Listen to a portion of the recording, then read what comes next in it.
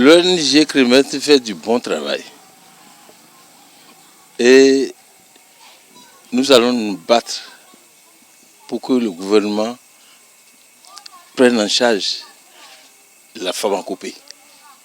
Le colonel des douanes, admis à faire valoir ses droits à la retraite, a mille raisons de décerner ses satisfecits à l'ONG Crémette, puisqu'il a de plus près scruté les actions de cette organisation sanitaire non gouvernementale, dont il est d'ailleurs le vice-président.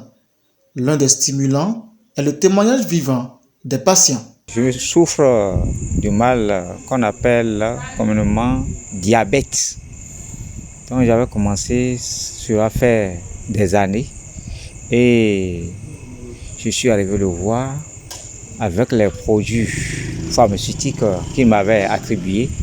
Quand je commence par utiliser, vraiment, par rapport au début que j'utilisais, ma photo, par rapport au jour, à l'heure où nous sommes maintenant, moi-même, je vois qu'il y a des changements et beaucoup me demandent: ah, tu ne vas plus à l'hôpital à Gorola pour faire tes traitements? Je dis non, que j'ai un DA qui est à côté, c'est lui qui est en train de me traiter pour le moment. L'ONG Crémette, voilà.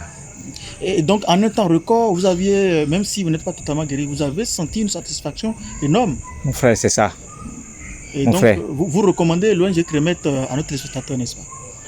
Bon, massivement, ceux qui ont le démarrage des trucs là, et ceux qui ont, en tout cas, si on entend ça, venez tenter.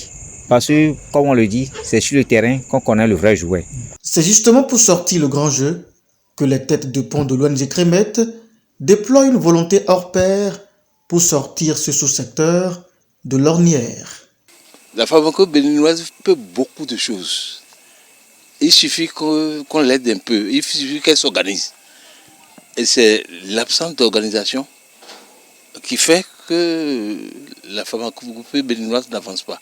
Et nous, on est arrivé pour faire avancer la pharmacopée parce que beaucoup de maladies que les Européens disent ne pas pouvoir traiter peuvent être traitées ici, à Crémette. Les problèmes d'ordre social, le non-assainissement de la filière de la médecine traditionnelle, autoproclamation de certains acteurs se disant praticiens de la médecine traditionnelle, le désintéressement de certains jeunes pouvant assumer la transmission du savoir. Tel est le sombre état des lieux qui appelle nos efforts et notre détermination et nos actions de tous les jours afin de pouvoir rendre non seulement efficace, mais également incontournable le sous-secteur de la médecine traditionnelle. Pour réussir ce pari, le vice-responsable de l'ONG Crémette en appelle à une unité d'action autour des idéaux que défend ce creuset.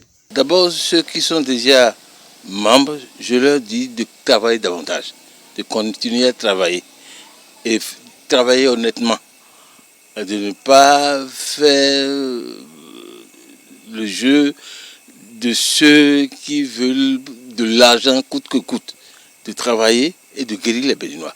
Ceux qui sont encore à la maison et qui sont des thérapeutes, nous leur demandons de venir pour qu'on puisse fédérer les efforts pour qu'on puisse devenir plus fort.